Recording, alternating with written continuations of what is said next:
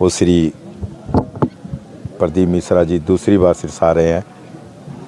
शिव पुराण कथा करने अपने मुखारबिन से।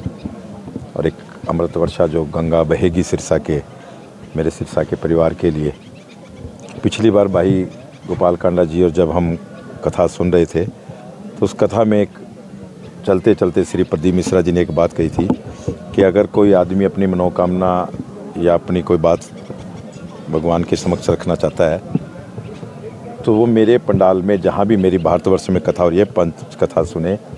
तो उसकी मनोकामना पूरी होगी और भगवान शिव की उसकी बात सुनेंगे। तो ऐसा उन्होंने एक विचार रखा और भाई गोपाल कांडा जी ने उनसे तुरंत पकड़ लिया कि मेरा सिरसा का परिवार तो शायद बाहर जाके आपकी 5 कथा नहीं सुन सकता, तो आप मेरी 5 कथाएं आप इसी पंडाल में श्री बाबा तारा जी कुटिया में करें। तो उन्होंने उस टाइम तो एक हंसी मजाक में ये बात चली गई, लेकिन अभी जब प्रदीप मिश्रा जी महाराष्ट्र में कथा कर रहे थे और उस दिन शाम को एकदम अनाउंस में सुना गया कि मेरी कथा अगली कथा 16 से 23 फरवरी सिरसा श्री बाबा तारा कुटिया में होगी, तो हमें बड़ी सुनकर एकदम से भी हमने उसी टाइम फ़ोन मिला के उनका धन्यवाद किया और हम सभी तैयारियों में जुट गए। तो ये दोबारा जो आज यहाँ वैसे तो 144 साल के बाद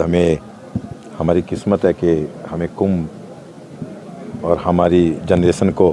राम मंदिर ऐसी ऐसी चीज़ें जो हमें इस टाइम मिल रही है, बड़ी सौभाग्य की बात है कि हम इस टाइम धरती पे हैं और हमें जो देखने को मिल रही है। लेकिन ये भी कोई कुंभ से कम नहीं होता, जो लोग यहाँ लाखों की भीड़ यहाँ जुटेगी यहाँ पर और उनके सब इंतजाम हमने कर लिए हैं लगभग, और काफ़ी तैयारियाँ जो है जोरों शोरों से चल रही है। कुछ कमियाँ हैं वो मीटिंगों में हम बैठते हैं, मीटिंग में विचार विमर्श पर कुछ जो लोग हमें बताते हैं, हमें जो सेवादार है हमारा सिरसा का परिवार, धार्मिक सामाजिक सोशल राजनीतिक जो सभी परिवार मिलकर यहाँ सेवा करते हैं, उनमें से कुछ बातें जो मिलती है वो पूरी हम कर रहे हैं जल्दी। तो हमारे पास अभी 1 हफ्ते का टाइम है जो पूरी हो जाएगी। एक बड़ी व्यवस्था बनानी पड़ती है, तो प्रशासनिक स्तर पर भी और भी सब काम प्रशासन को अलर्ट कर दिया गया है, प्रशासन को सूचना दे दी गई है कि यहाँ श्री प्रदीप मिश्रा जी द्वारा कथा होगी शिव पुराण की और वहाँ लाखों लोग यहाँ आएंगे और कथा सुनेंगे। तो उसके अंदर प्रशासन को हमने सूचना दे दी है। बाकी कुटिया की तरफ से सभी सेवक वगैरह और सभी लगे रहेंगे, सभी तरीके से पूरा सिरसा का परिवार यहाँ सेवा करेगा। सर, जो लोग बाहर से आएंगे उनके लिए कोई देखिए यहाँ सारी व्यवस्था कर दी हमने, लगभग 400 लैट्रिन बाथरूम पिछली बार के बने हुए थे, कुछ पक्के और बना दिए हैं, कुछ संत आश्रम में भी अभी हमने और जगह जोड़ ली है, कुछ पंडाल पिछली बार से फालतू और बनाए जा रहे हैं कि लोगों को दिक्कत ना आए, और कुछ कंबल वगैरह और हमने और गर्म कंबल यहाँ, क्योंकि थोड़े की बार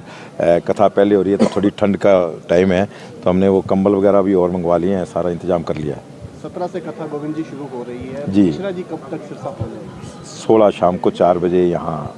जैसे ही वहाँ पर कथा सुबह, क्योंकि प्रदीप मिश्रा जी का एक नियम है कि जिस दिन लास्ट दिन होता है तो वो सोचते हैं कि जो मेरे साथ सेवक चल रहे हैं 40-50 हज़ार सेवक उनके साथ रहते हैं, वो अपने घर सुविधा से शाम तक पहुंच जाएं। तो वो सुबह 8 बजे से लेके 11 बजे तक कथा करते हैं और 11 बजे वो वहाँ से कथा को विराम कर देते हैं और उसके बाद लोग अपने अपने घरों की तरफ निकल जाते हैं कि शाम तक हम अपने घरों में पहुँच जाएँ। तो वैसे ही ये जो कथा है प्रयागराज में चल रही है 10 तारीख से 16 तारीख तक। तो जब वहाँ पर 11 बजे के बाद 12 बजे वो फारिग हो जाएंगे तो 3 बजे वहाँ से चलेंगे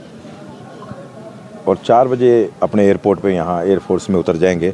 और उसके बाद 4 बजे के बाद श्री बाबा तारा कुटिया में आएंगे। तो क्या इस बार भी शोभा यात्रा निकाली जाएगी जिस तरह से भव्य शोभा पिछली बार? आप कहेंगे तो निकाल देंगे, अगर सिरसा वालों का मन होगा और वो उनका दर्शन करना चाहेंगे तो ज़रूर कर देंगे, ज़रूर निकाल देंगे। वो उनका बड़ा मन रहता है, सिरसा के ऊपर उनका बहुत बड़ा आशीर्वाद है, तो इसीलिए उन्होंने दूसरी कथा, वरना ऐसी कथाएं सालों साल लग जाते हैं मिलने में, और उन्होंने बड़ी जल्दी जो कथा दी है तो मैं उनका आभार प्रकट भी करता हूँ श्री प्रदीप मिश्रा जी का। और आप अगर कहेंगे और सिरसावासी कहेंगे तो शोभा यात्रा जरूर निकालेंगे। सिरसावासी से कोई आखिरी अपील? मैं तो यही कहूँगा कि ऐसी दुर्लभ कथा और भगवान शंकर का जहाँ वास है, बाबा तारा जी का जन्म भी शिवरात्रि का, ब्रह्मलीन शिवरात्रि का, और ये शिव की जगह, और जहाँ से सरस्वती नदी का ये किनारा, जहाँ सरस्वती नदी यहाँ से निकलती है, और वहाँ जब शिव पुराण कथा निकल रही है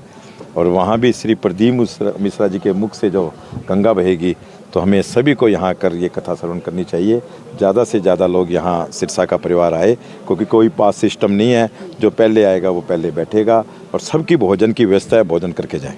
ठीक